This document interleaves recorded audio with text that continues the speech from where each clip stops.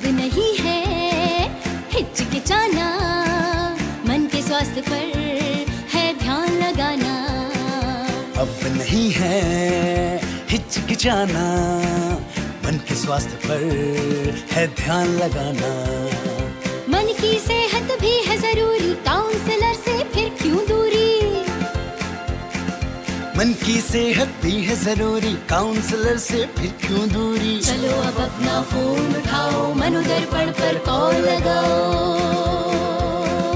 चलो अब अपना फोन उठाओ, मनोदर्पण पर कॉल लगाओ। मनोदर्पण के काउंसलर से परामर्श पाने के लिए डायल करें टोल फ्री नंबर 844-844-0632। नंबर एक बार फिर सुने, 844-844-0632। Namaskar, I'm Harpreet Kaur and I welcome you all to our live and interactive session Manodarpan Paricharcha. We would like to inform you that Paricharcha sessions are held under the beautiful initiative of Ministry of Education as a part of Atmanirbhar Bharat Abhiyan for providing psychosocial support to our parents, teachers and of course the students of the country. And today the topic that we have taken up is extremely relevant as always and very different. Today we are going to talk about developing socio-emotional learning skills for promoting mental health of adolescents. Well, you are watching us right now on our eVidya channels 6 and 11 and also on our YouTube channel NCERT Official. Also, you are watching us currently on our Facebook page at NCERT Official. You know the topic now. I'm sure you must be wondering about what all we are going to discuss in this session. You must be having a lot of questions in your mind that you would want to ask to our experts. So, you can definitely get in touch with us. And how you can do that? You can contact us. We have our phone numbers for you. We have a dedicated website for you. So, we have two phone numbers for you. The first one is our PME Vidya number, which is 8800440559. You can also contact us on Manodarpan National Tele Helpline number, which is 844-844-0632. We also have a dedicated website, which is www.manodarpan.education.gov.in. You can browse this website and you can find the answers to lots of your questions, and of course you can get some relevant content there which will definitely help you in your journey. And now let me tell you the topic once again. Today we are going to talk about developing socio-emotional learning skills for promoting mental health of adolescents. And to have a discussion on the same, we have four panelists with us today. We are joined by Professor Anil Kumar K. He is Professor of Education from RIE NCERT, Mysuru. Welcome to the session, sir. Yeah, good afternoon, everyone. Good afternoon. We are also joined by Dr. Vasanti Tyagarajan. She is Senior Principal and Correspondent from Shishya School, Hosur, Tamil Nadu. Welcome to the session, ma'am. Welcome all the participants and members here. Thank you so much. Sure. We are also joined by Ms. Kripa Prakriti. She is founder and chief psychologist from Arista Mind Care, Hosur, Tamil Nadu. Welcome to the session, ma'am. Welcome everyone. Thank you. Thank you for having me here. And last but not the least, Ms. Nandana Verma. She is a research scholar from RIE NCERT, Mysuru. Welcome to the session, ma'am. Thank you so much, ma'am. I'm looking forward for the session. Yes, indeed. We are looking forward to what all we're going to, gain from this session. Yes, something very relevant and beautiful is going to come our way. That is for sure. So let me start this beautiful, session through a question and answer round. My first question is to Professor Anil Kumar K. Sir, I have this very basic question. I request you to kindly highlight the importance of today's topic and what all we're going to discuss in this session. Yeah. Thank you, Harpreet ji. Yes, sir. students and others. Today we are going to discuss an important topic, namely developing socio-emotional learning skills for promoting mental health and well-being of adolescents. Dear students, we are going to discuss about what is meant by mental well-being, why it's important for all of us, what is the role of socio-emotional learning in developing mental well-being and mental well-being. Students, do you know that 1/5 of the children and adolescents in the school experiences various mental health concerns like stress, anxiety, bullying, learning disability to alcohol or any other substances? So report shows that half of the mental health problems have been established at the age of 12 to 14, and it will be increasing by 75% when our students attain the age of 24. I decided to take up this particular topic. We on adolescents like you because you are able to follow our discussion, and also you may be able to use the information what we are providing in this webinar. Individuals with good mental well-being have good productivity. They can also physically active. You will find that they can initiate, develop and maintain good relationships and others. They can even respect others' feelings, empathize with others, be able to manage their emotions, and in certain times, whenever various set happens in their life, they can bounce back quickly. It is also noticed that good mental well-being have a good relationship with their academic performance. So that's why we call it as mental health has got a positive correlation with the academic performance of the students. Students with mental well-being have also shown better co-curricular activities also. So it is important that it's like you should not only have a good physical health, but also mental health. Students, mental health and psychological well-being is a significant concern for all of us. The mental health issues begin by the age of 12 to 14. So it's essential that we identify it as at an early stage and provide interventions so that we can resolve such problems. If we are not resolving that, then you will find that it will affect their life, basically their proper development, may also lead to poor academic outcomes, Right. even leads to unemployment and bad physical health. Now a question comes that how do you know that you have some mental health issues? If it is the physical health, it is very easy to answer.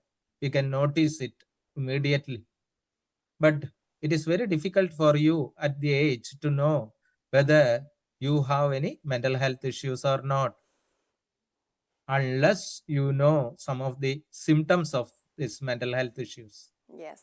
Usually, age are very active in the school. We as teachers, we find that though children are active, all children are not active same way. Sometimes we found certain behavioral changes or in changes in their actions. This is a major concern for all of us.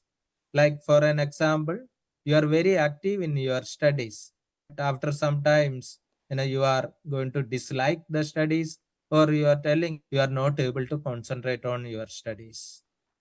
Similarly, good in sports and athletics, but now you hate that field. Want to us anymore with that particular field. Again, you want every time your friends with you, but now you think that no, I want to be alone. And also similar cases are there. Earlier you used to take decision for yourself, but now you are not able to make various decisions. So like this changes we notice sometimes, some of the students in our classrooms. So let me ask you whether you have certain mental health issues or not. Some of the questions like the following, but you need not ask answer to me, but you ask to yourself, answer to yourself. Do you feel very anxious about anything very frequently? You really worried about something very often?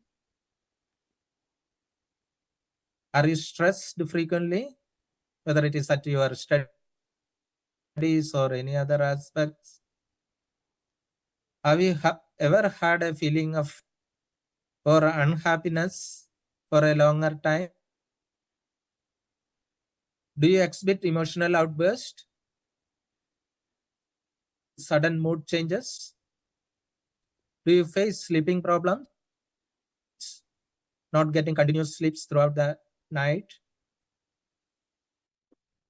Do you feel alone and withdrawn from others? Are you addicted to something like drugs or alcohol or smoking?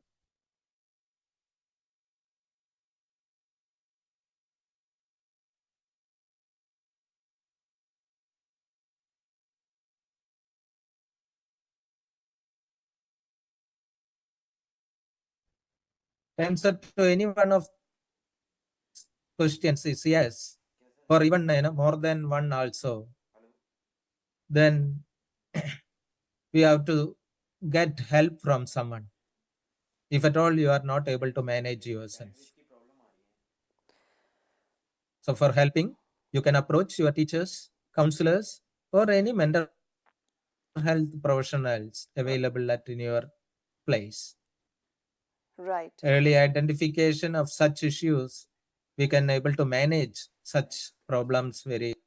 Schools do have a major responsibility to promote your mental health and well-being. School-based mental health programs are more effective ways of promoting your mental health and being. It is all about creating environment that promote and sustain positive mental health and well-being for everyone. Among different strategies for promoting mental health and well-being, today's Yes. discussion, we focus on how socio-emotional learning can play a major role in promoting your mental well-being and how we can develop these socio-emotional learning skills among you all. Students, in order to discuss all these aspects in detail, we are fortunate to have three more eminent experts in this webinar. Each one of them has a lot of practical experience in this field. I am sure that you will enjoy the session and also make use the information for developing a sound mental health and well-being in you. Right, sir. Wishing you all to have a sound mental health.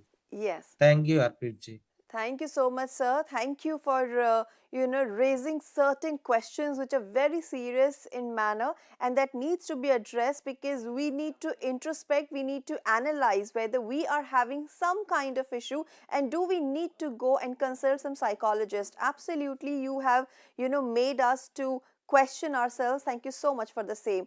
Dr. Vasanti, I have a question for you now, since we now know what exactly we are going to discuss in this session, and we have some questions in front of us also. Could you please explain in detail what is socio-emotional learning, and how do you think it is important for us, and how it plays an important role when it comes to promoting mental well-being of students? Dr. Vasanti.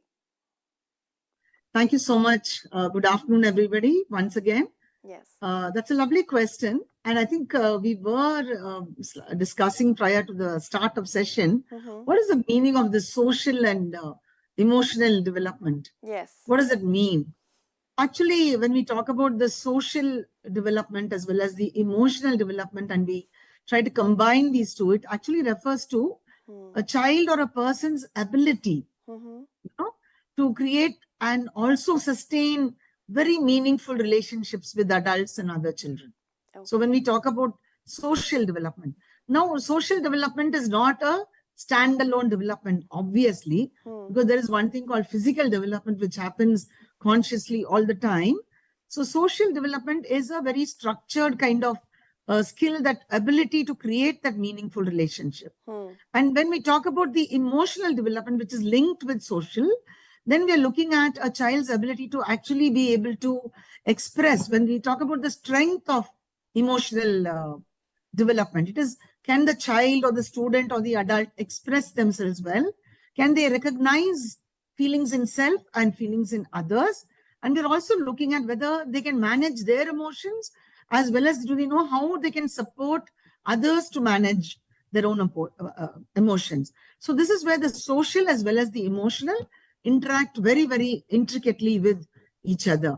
And that's why it's called the social emotional well-being more than anything else, because the ability to handle myself as a social being and then my emotions in place put together, how do I become a contributory member of this society? That would be in a nutshell what we're looking at for grooming in our children when we say we develop social emotional learning skills in our children. And schools have a very major role to play. If I'm permitted to share my slideshow, I'd like to explain off my screen also. Possible? Yes, ma'am, please. Yeah. So can I go to the next slide now? Yes. Yeah. Is it appearing on the screen, the change of slide? Yes. Okay. Is it the slide that you want, ma'am? No, prior to that, there are the objectives of the session. Okay. So Slide number 4. Yeah, we need the previous slide, please. The objectives of the session. Yeah. Yeah. 2 objectives of the session. Yes. Yes. So when I prepared this presentation, I was focusing on 2 very important areas, because I understand that the majority of our participants today would be coming from the student community, which is good. And we would have definitely teachers along with them, other educators. So 2 things I'm looking at is how do children understand and work on their own feelings that they have? That's the emotional aspect. Because when that is taken care, then we know how to interact with others with that. And as teachers, how do we sustain the well-being in our schools? So the next slide, please. Yes. And that's why there is this explanation that when there is a very strong attempt at the social and emotional learning that's happening. When we say the word learning, it means that we enable children to understand their social areas and their emotional areas, and that learning enables the school and the children to have that mental health and wellness across the school. So this is called the health wellness, the mental health and the mental wellness of an institution. We have to work on both together. Next slide, please. Yes, this slide talks about the role of the NEP, which we all know. And the NEP, National Education Policy 2020, definitely envisions the aim of education will not only be cognitive. That's definitely for sure that though there is going to be a focus on cognitive, there is going to be the building of character and creating holistic, well-rounded individuals. And how can that happen? Through a very strong, emotionally strong child and socially, emotionally equipped child, so that all the 21st century skills of communication or cooperation or teamwork or resilience, all of this is now getting inbuilt through our program that strengthens the social, emotional wellness of our students. Next, please. Yeah. So I'm not able to get, the center screen is not moving at all. It's only the side that's moving. I'm just wondering why. It looks like you have to resume your slideshow or something. Yeah, isn't this the slide that you want, ma'am? No, in the center, I'm only seeing the first one. The side below my image, I'm seeing small image. So it's difficult to read off. I think you have to resume your slideshow on your system. Yeah, but it's completely visible to the viewers, ma'am. Not the center screen, ma'am. Okay, so my screen shows resume slideshow, which means I think your people who are operating this should resume it. Okay, so I request our the team, to resume the slideshow for ma'am. She is unable to read actually. So, Yeah. yeah. Luckily, I know some of the slides by heart, so I started speaking on my own. But Yes. some of these need my very close interaction. So your team will have to resume my slideshow. Yes, ma'am. So team आपसे request करेंगे कि please slide show को दोबारा शुरू करें. Ma'am को पढ़ने में थोड़ी सी दिक्कत हो रही है. हाँ जी. So yeah. So can we have the slide show again because the content is not visible to her. Yes, ma'am. So you have raised very very valid points, and you actually define the socio-emotional learning in a very beautiful manner.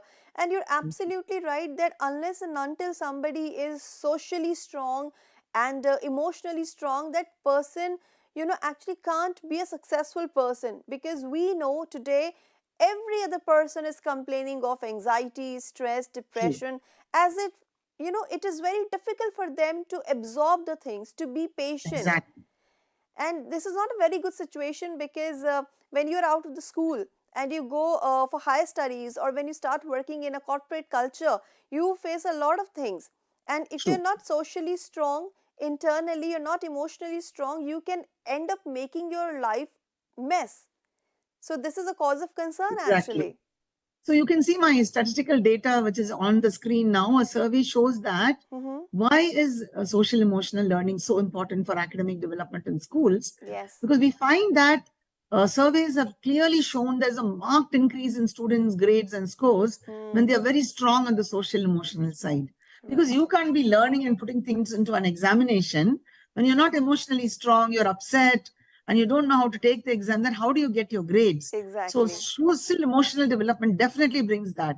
The second aspect is what you mentioned just now also, ma'am, that 80% of employers outside the walls of our institution, the corporate sector, they say that if at all we need success in our employees as well as the company that's going to float products, social emotional skills are very important. And 75% of the world students, they say that they feel very negative. That's a very important aspect that we all have to look at as educators. Why are students feeling this way? How do we integrate social emotional skills into the curriculum? 90% of educators who were interviewed said social emotional skills definitely can benefit students more importantly than they can be taught, because skills are not something that are taught, they are practiced frequently. Yes. Whether it's bicycle riding or culinary skill or even a social skill, an emotional skill, we have to enable children to work on these skills and strengthen it in them. Yes. Absolutely. Next slide, please. Yes. Yeah. So I just brought the slide just to kind of present an alarming thing that happens across the globe.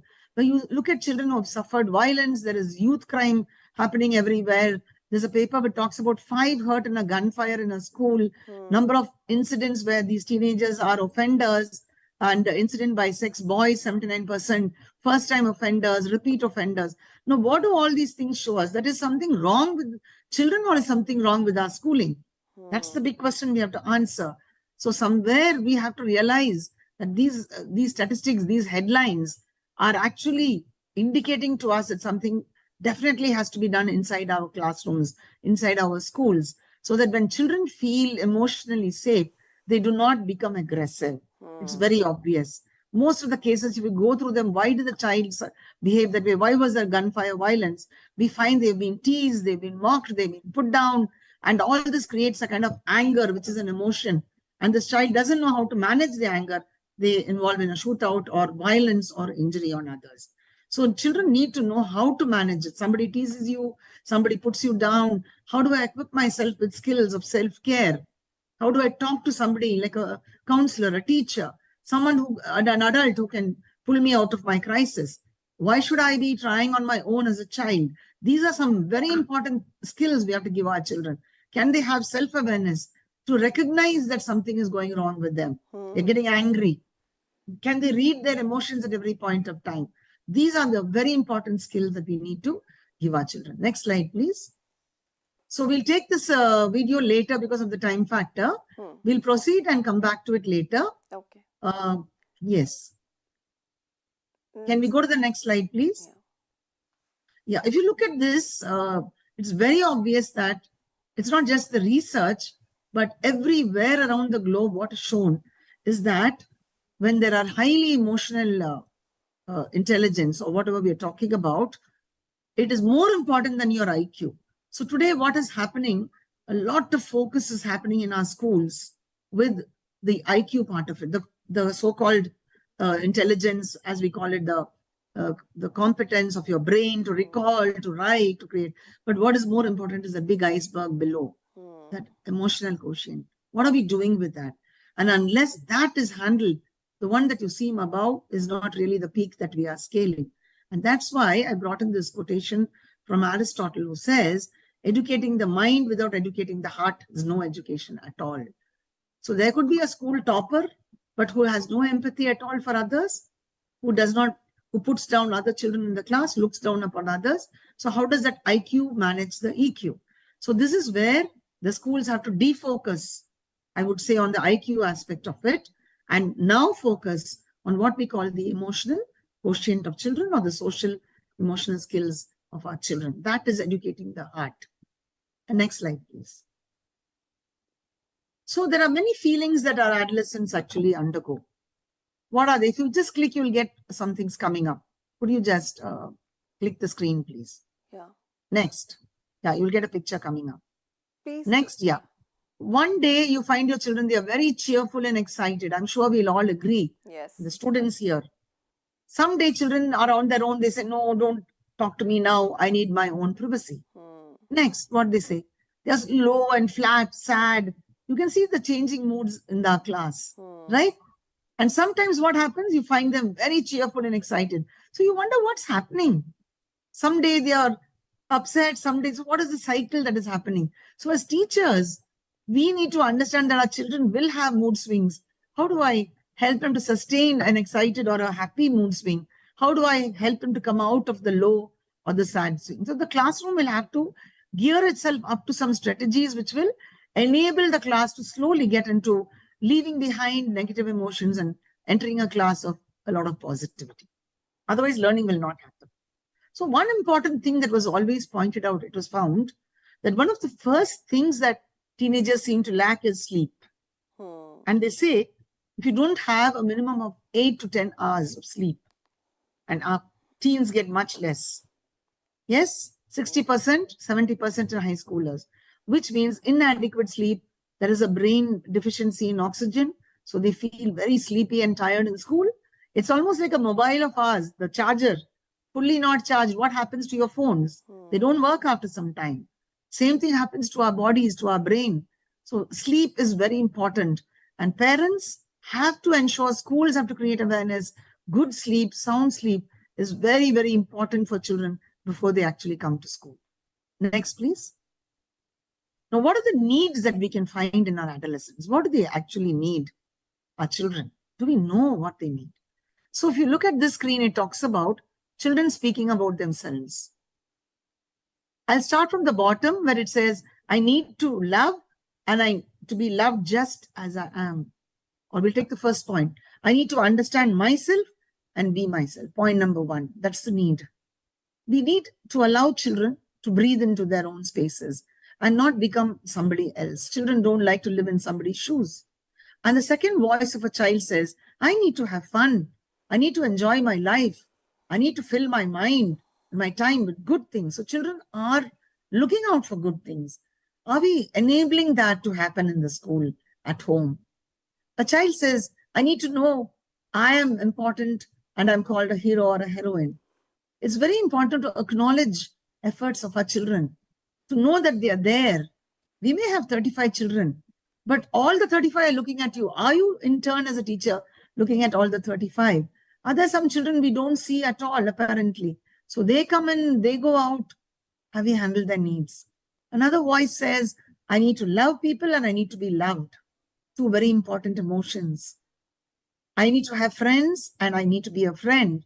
So how does the school, how does the classroom bring in collaborative work, healthy relationships? I need to be a part of something with my friends. Everyone wants to do something with their friends. Yes, do a project, maybe do a dance, maybe do something else, go out together, but they want to be part of a team. And I need to have positive role models. You know, this point is very important. 7th one. Children are looking all around them. Who are those adults whom I can emulate. And sometimes, sadly, they find very few because what they seek, we do not seem to be giving them. So this is one thing we have to watch out for. And I need to understand the meaning of my sexuality. Children suddenly grow up after they are 11 or 12 and they wonder what's happening to them. What are these emotions that are suddenly coming into them? They are first alarmed, maybe shocked, and then they try to find out and they don't, they explore on their own. And if we do not tell children how to cope with their physical growth, which is now going to lead to an emotional growth and also to a social growth, then children are struggling to find meaning in their new lives. I need to understand the world around me. Suddenly, the world looks very complex for adolescents. All these days, it seemed to be fine. I was in grade 5. Things were nice, hunky-dory. Suddenly, I'm in 6. Suddenly, I'm in 7. I hear new words like be responsible, do this, do that. What's this? How is the world changing so fast? And finally, I need to have new relationships with God. They don't even know who God is. Is there someone up there? Is somebody listening to me? Do my prayers have some meaning? These are some very important questions that children ask. As educators, can we all look into how we can strategize some things in our classroom so that many of these feelings are actually allowed to be nurtured beautifully in our children? Next slide, please. So when we talk about the SEL core competencies, in this, you can see in the center that one, as students, they need to have self-management. What does self-management mean? Children should know how to regulate their emotions. As I already pointed out, there are so many emotions that come into us, into children. We need to tell them how to manage them. Yes, they are very upset at a score. The previous class ended, they got a test paper, or they felt very bad. Do they know how to handle it at that point of time and get ready for the next class? How do they manage self-control? Somebody has teased them, so they're longing to bash out. Is that the only solution? This is one self-management skill. Self-motivation. There cannot be a better motivation than motivating yourself. How do we enable our children to develop the skill that they are the best motivators of themselves? Stress management. Out of nowhere pops up stress, and not necessarily academically too. Could come from parental stress at home. There could be issues at home with parents, separated homes. You can name it. There are hundreds of areas where children would be facing stress. On the way to school, there is some bully outside. How do they manage it? How do they seek help?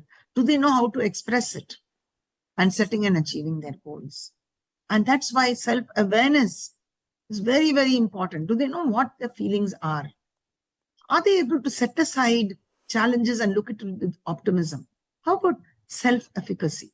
How do I manage myself? And then we go to responsible decision-making. Look at the way it's titled. It's not called decision-making. It's called responsible decision-making, which is making informed choices. So the children are exposed to variety of things, substances, maybe alcohol, maybe. So do they make a responsible decision? Do they know that this decision has an implication? Do they know that this is an informed choice? And if they know that, they know it has a consequence. Do we enable our children to go through that cycle of responsible decision-making, safe choices for the self, for relationships with others, and in the school, of course. And we're looking at building relationships, the next aspect. How do they communicate with others about themselves? Being quiet all the time. I tell children, just being yourself, being quiet, that's not going to, we are not mind readers. Your friends are not mind readers. So can you express yourself to others? So you just lock up and there's no expression on your face. People can't read it. So it's very important to find someone you can talk with. Look at how you resolve your conflicts. You don't get along with somebody. What do? How do you seek help? Half the time, children don't even know how to seek help, whom to ask for. How do they go? What will people think if I go and ask for help? No, I'll try and cope on my own. And this is where there is a snowball effect happening, that their anxiety leads to stress, and stress leads to more anxiety, and so on and so forth. We never know where it would end up. And now we talk about the final one called the social awareness, because that's where I'm going to look at my family, my school, my community, my classmates. Can I recognize that there is diversity everywhere? Nobody's like me. I'm not like them. They're not like me. How do we all get along? How do I respect this? Do I have empathy for people? Do I have a child in the class who's autistic because we have inclusive classrooms? Can I empathize? Can I take care of someone who needs help? Can I understand ethical norms of my behavior? So these are many questions that children need to ask, and teachers have to enable answers to these questions in the class through open discussions. Next slide, please. Now, when we talk about building positive mental health in our students when we are teaching, let's look at some ways we can go about that. Can I have a shift in the slide now? Next slide. First thing I would say, as teachers, we need to create a very healthy, friendly environment in the class. So once you do that, children are not any longer afraid to open up and talk about their feelings. So this is one strategy that teachers have to take up, and students need to recognize what kind of environment do I have? Is it okay now that I open up and I share my feelings? Do I feel safe when I talk in my class? If I don't, I can tell my teacher, no, I'm not able to speak. I find I'm not comfortable with some people in my class. We can always do that. Next slide, please. We also have to teach our children why hard work is important. There is no substitute for that. And failure is not final. And success is not the end of everything in life. So when there is this process of not doing our best, is it okay to ask children to do a self-reflection, and can the teacher support them through? So children who are watching this, all that I can tell you is, one, there is actually no perfect definition of a mistake or a failure. In fact, they say failure gives more opportunity for improvement than success. So whenever we face something that we didn't anticipate or expect, look at it, reflect, find out how do I get through with this, and seek support from your teachers. Next slide, please. Next slide. Yeah. So as teachers, I would say, have mindfulness sessions or breathing. It's very simple to do that because I take classes on life skills for adolescents in my school. I do that for them. When I talk about mental health sessions, it's not simply about lecturing how to be and what to do. It's more important that there's an experiential learning happening with it. So writing a reflection and sharing it is one part of an experiential learning, and where the skill of coping with myself is happening. Another important thing is mindfulness or mindful breathing, mindful meditation. It hardly takes 30 seconds to 1 minute where we ask children to sit up and be aware of their breath. Take a deep breath in and don't hold your breath. Slowly release it. You just do it about for 30 seconds and you find children look much better on the face. And I think it's very important that children do this at home also, so that there is a mindfulness happening all the time, one class after the other. When a teacher begins, it's always good to start with 30 seconds to 1 minute of mindful breathing. Next slide, please. This is one thing, by a coincidence this morning, I was talking to my students of class 12 who are getting ready for their board exams. And I told them I want us to work on areas which could be very anxious for us. And I asked them to also write it down so that I could read and help them. And I have that whole bunch right here on my table, which I got this morning. I found this to be true. Children are loaded with a lot of negative thoughts more than positive thoughts. The moment they drop in a test, the moment they're not feeling well, the moment they're not comfortable with something, immediately there is a negative thought. They procrastinate and then later on regret. That's a negative thought. So I've been talking to my children, and I think as teachers, we need to talk. Students need to understand that if you're aware of your thoughts, what's happening to me, how do I use my time, that's where the self-awareness begins. Then realistically, we can then challenge them to manage these negative thoughts. We cannot say we'll rub it out of your minds. No, these thoughts will come in. How do I harness them? How do I manage them? How do I then move on? I think these are some things that teachers will have to do, sometimes on a one-to-one basis, depending on a student need. And sometimes it could be a whole class where children have common issues in them. Next slide, please. As teachers, it is not necessary that we need to be full-time psychologists or highly qualified mental health educators. No. I strongly believe today when we talk about holistic education, as teachers, we all need to learn about our children and what are some mental health disorders that can be visible, sometimes not visible. And unless we know about that, it would be very difficult to begin our journey with our children. The same with our children. If the teacher is able to see the symptoms, if the teacher is able to see signs of distress in the class, signs of lack of interest, child looking out of the window, biting on the nails, fidgeting, looking down all the time, looking blurry-eyed, teary-eyed, these are areas which teachers have to be very alert about. And is it okay that at the end of the class, we just gently tell the child, can you stay back for a minute? I'd like to talk to you. This doesn't need any kind of degree or diploma. It is a question of a teacher getting sensitive about a child's needs. It is also the question of children now feeling there is a teacher all the time who's asking me how I feel. And there are so many teachers in my school who ask me that. I could choose a teacher whom I'm comfortable with. So this is very important to take time. What are the symptoms that we can see in our children? What are some signs of mental health disorder?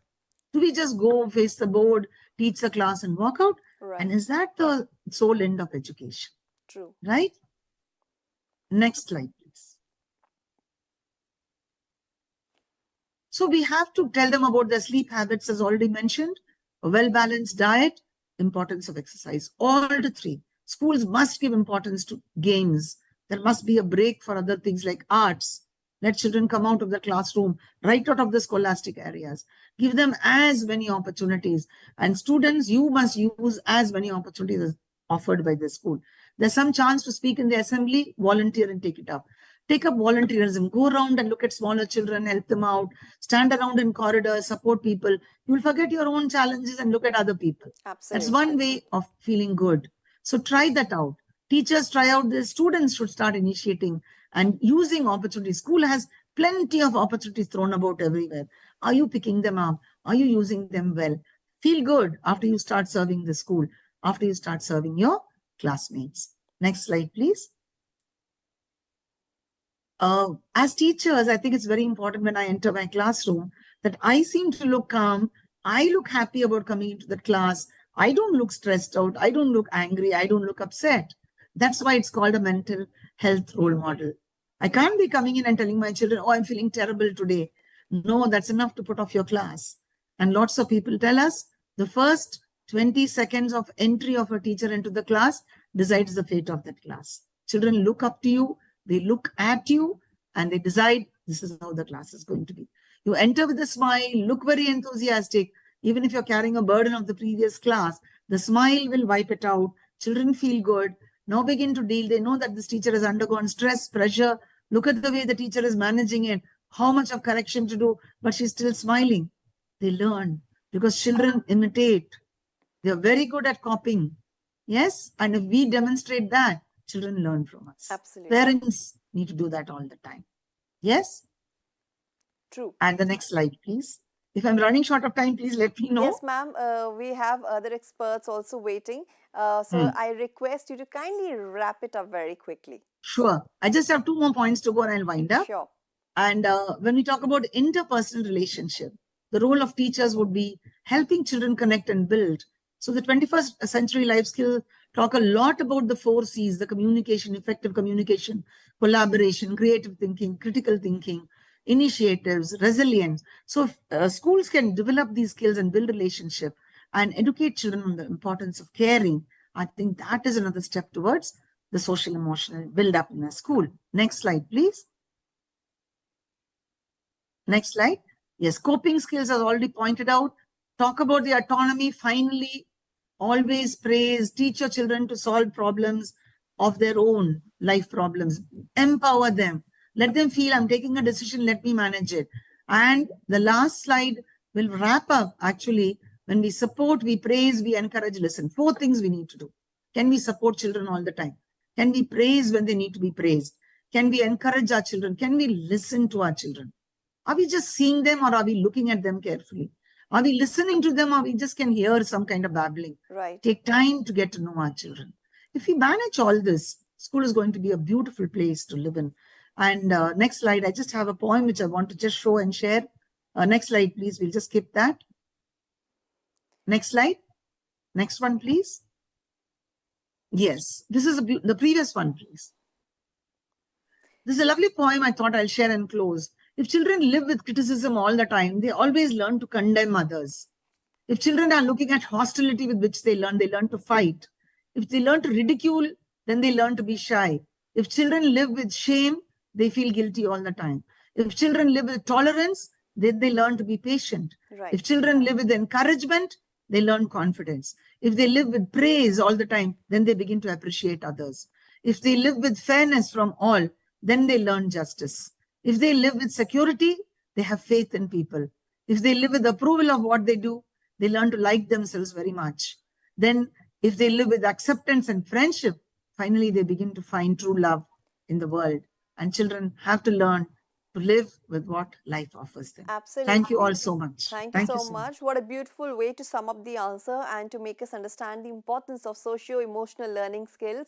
Now, I will move on to Kripa ma'am. Kripa ma'am, we have understood how important these skills are, especially for our mental well-being when it comes to becoming a good human being, a good person. What do you think are the methods and strategies that can be used in the classroom and that we can integrate with SEL with the existing curriculum, ma'am? Yes, ma'am. Good afternoon, everyone. Good afternoon, students who have been listening to the presentation. This is a very important topic. So I would like to thank Pasanti ma'am and Anil sir for beautifully explaining what SEL is, so I can just focus on the activities right now. Yes. So I'm a psychologist. I've been practicing for the past 4 years, and I have various clients, from the ages of 8 to 88. And, they come up with lots and lots of issues. But sometimes I see myself addressing to the kid, the student in them, the student that didn't learn how to manage their emotions very well. And that's why we need this SEL. During one of my session, one client told me, ma'am, I thought I was angry.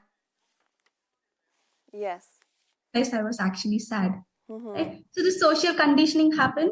Just yesterday, I was talking to my students about social conditioning, where, boys, kids, we are telling them when they start crying, we tell them, don't cry like girls. Or why are you so weak and vulnerable? Yeah. Why are you crying?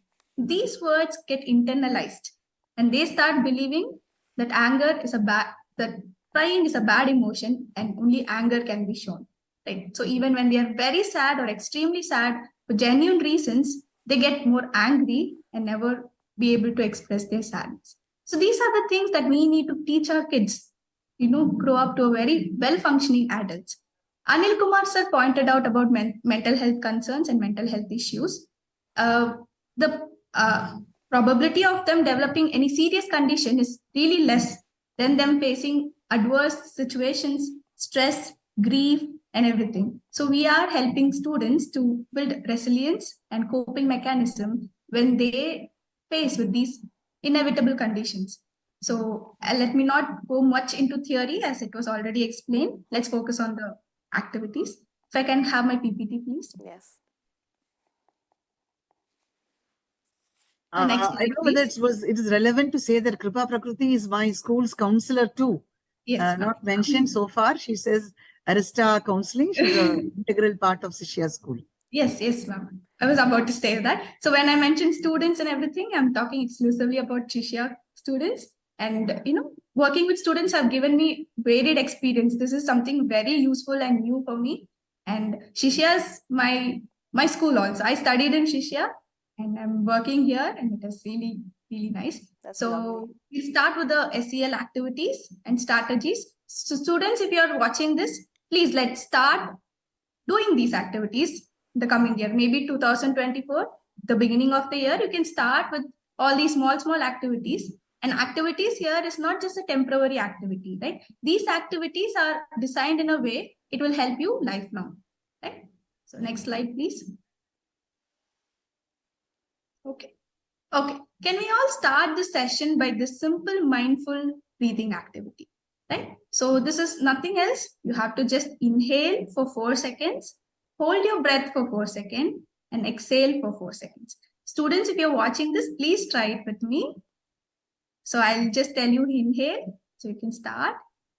Inhale. Hold. Exhale. Can we try it again? You just count 4 counts in your mind when you're inhaling, right? Inhale. Hold. Exhale. So this is a mindful breathing activity in itself. This is what we call the box breathing technique. And this is something that helps you when you're overwhelmed, stressed, or even, you had a heavy class, right? You learned a lot and you're unable to process everything. You just need a break, right? And you have only 10 seconds or like 15 seconds in between. This breathing activity would actually relax you so much that, it clears your mind, and with whatever overwhelming anxiety, any kind of negative thoughts, will actually put you into ease. So this is some breathing technique that I do multiple times a day when I feel overwhelmed or overworked. It really relaxes you. This is one of the breathing techniques. So we will be seeing a lot of other activities as well. Can we move on to the next slide? Okay. So before we start the session, so the activity that I'm going to be mentioning can be done by anyone, anywhere, and anytime. But there are certain things that we need to remember as we are talking about SEL. SEL, social emotional learning, is a very continuous process, right? As in, it is not a one-day thing or a one-time thing. So we need to have an exclusive curriculum, dedicated and trained teachers, and maybe the amount of time that is just set for SEL practices in learning SEL, with it being integrated into the regular curriculum. And it is also vital that we have trained professionals, that is school counselors, for student mental health well-being. And training for teachers to be first level counselors, as what Vasanthi ma'am rightly pointed out. And teachers as Shishya are trained as first level counselors, where they are able to give mental health aid for students in need, the first level intervention. So this will enhance our SEL program. Next slide, please. So extensive curriculum, when I mean, we need to have, I think this all was told by ma'am. So let's move on. Next slide, please. So this self-care, mindfulness activities, and the ability to ask for help. So sometimes we don't know if it is okay for us to ask for help. So these are the things that are taught during these SEL activities. Next slide, please. Okay. So the first activity that we are going to focus is called mood tracker. So students, please start, having a mood tracker at least from, 2024. So you can see how many different emotions and feelings that you have felt throughout this year. Right? So mood tracker is a tool that we use to record our personal mood and, see the pattern of it. So first part of this activity is, you can do it as a group or individually also. List down all the emotions that you might feel every day. So these emotions could be different from person to person. Just list down whatever emotions that you might feel on a day-to-day basis, right? And think about these emotions for a second. Associate one color with each emotions, right? So it need not be the same. So your friend might say happy means red, right? But for you, happiness is yellow. It's okay. These colors are very subjective. This will help you look into the emotion that we are talking about.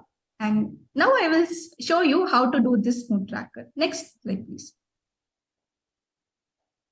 So these are some mood trackers done by our students. So as you can see, they have listed out the emotions that they might feel on a day-to-day basis, associated a color with it, and drawn these beautiful images, right? So even if you don't know drawing, it's completely fine.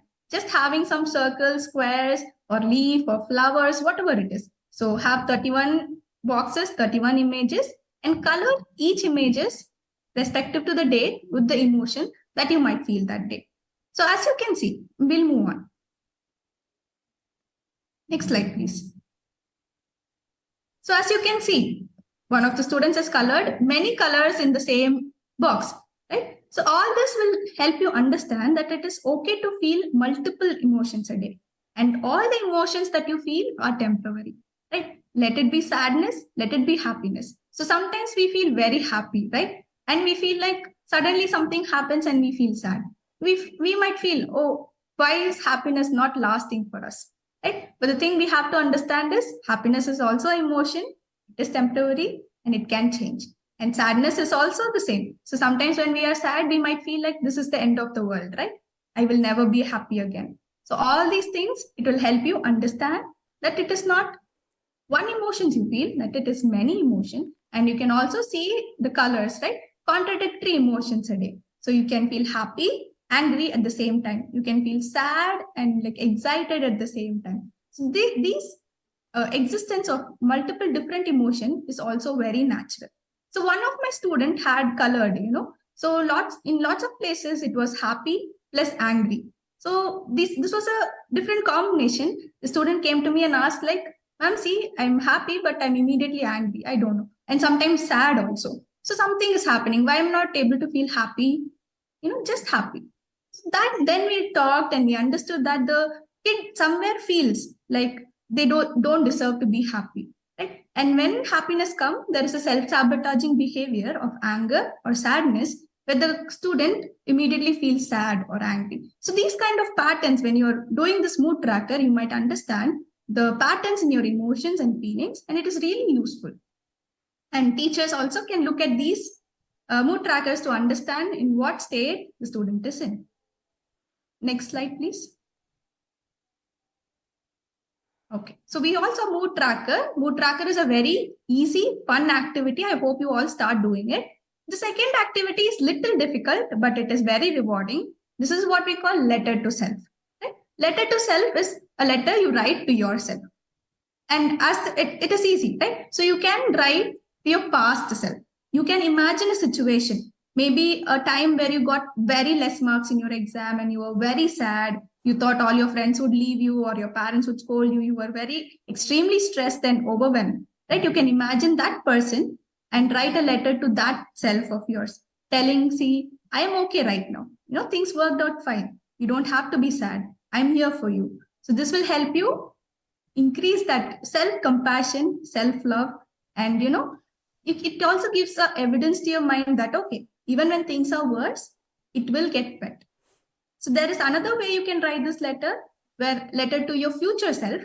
You can imagine that okay, you have achieved whatever you wanted in your life, whatever your goal is, and you're living the best version of your life. Imagine that person and write a letter to that person. This will also help you in times where you feel clueless, right? You feel like, oh, I have no purpose in life. What am I doing in life? During those times, writing this letter will really help you and really see what you actually want. Yeah. So can we move on to the next slide, please?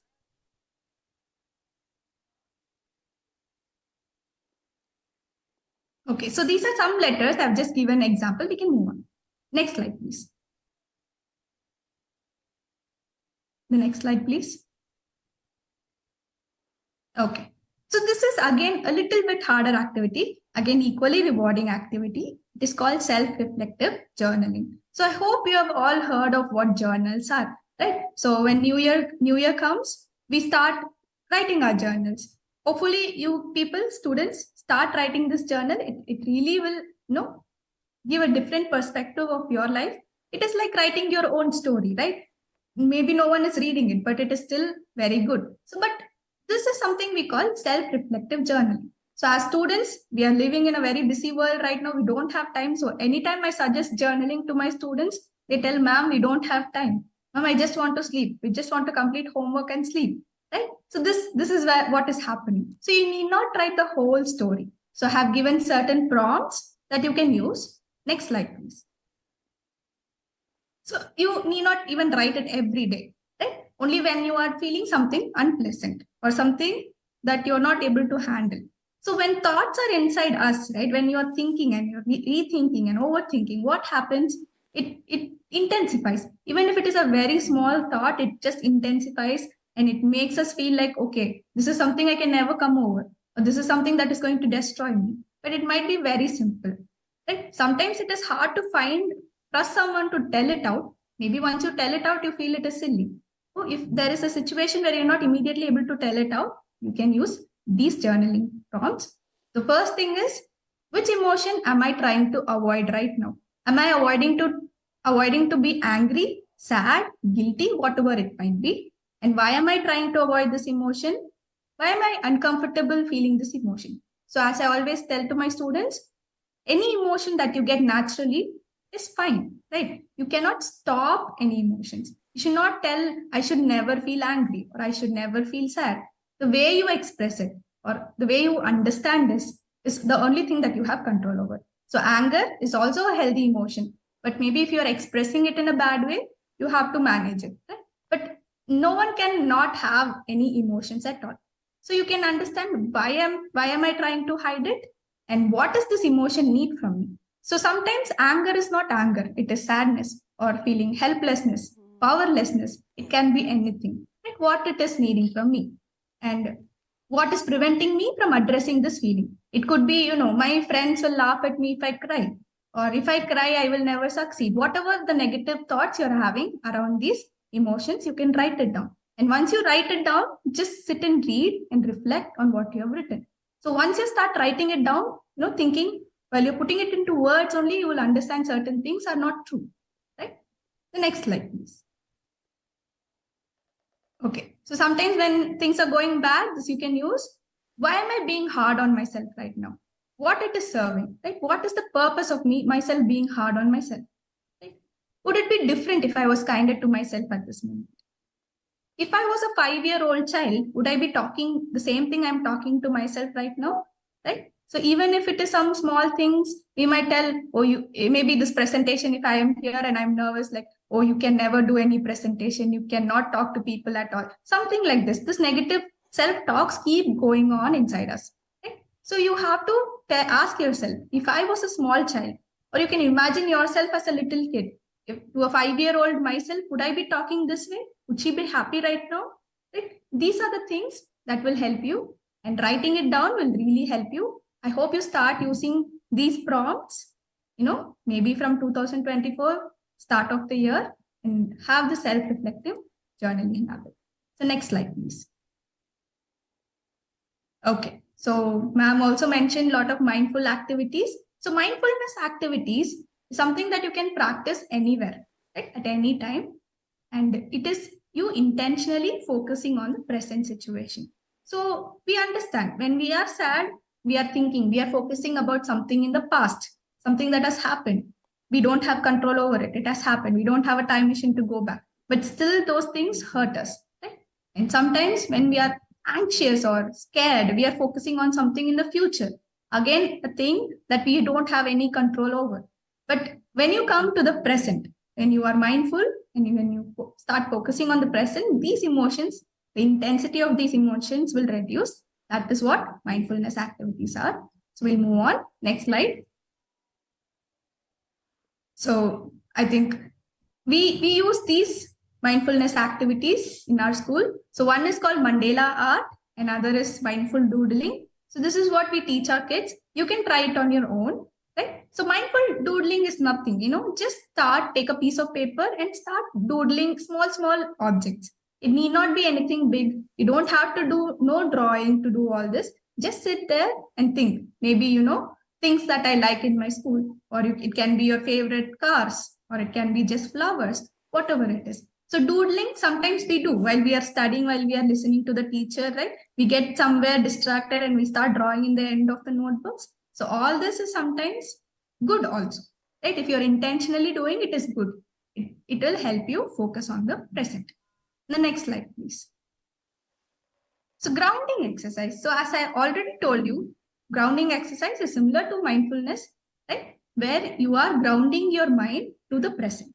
So as I told you, when you are anxious, nervous, or scared about something, our mind is totally focused on the future. Right? And what ifs, lots of this negative what ifs come to us, right? So what if I fail this board exam? What if I don't get into this college? What if I never, get any job? All this negative what ifs, things that makes us anxious and scared. So grounding exercise, doing those grounding exercise at that point of time will help you come back to the present again, ground yourself, and make you understand that, okay, this is not really happening to me. This is way into the future and I have no control over it. Right? So this is something students should learn. Lot of grounding exercises are there, whatever works for you. So when things get hard in the future, you don't, maybe for an example, right, I am trying to join this meeting and my internet is not at all working, right? If I am not grounding myself thinking, okay, somehow I can resolve this. Instead, I get too much panic and like I start crying or I start shouting. What would happen? the functionality of my life reduces, the quality of my life reduces, right? So those are the time that you start using grounding exercises. So I'll teach you 3 easy grounding exercises. These are not just these 3, there are a lot more. If you're willing to learn, there is always resources for you to learn, but we will focus on 3 grounding exercises that will really help you in these negative situations. Next slide, please. So this is one of the easiest technique. This is not just for student. I give this activity to all my adult clients as well. Right? It really helps them to ground themselves. So there are 5 things when you are anxious, when you feel agitated, overwhelmed. Look around yourself. See 5 things that you can see. Notice 5 things that you can see. It can be away from you. It can be near you. But try to see something little far away. Right? It can be your window. It can be your board. It can be. Look at its texture. See, okay, this object is near to me. Can I wait for a minute? The prayer is going on. Well, ma'am, actually, we are running short of time, and the next expert is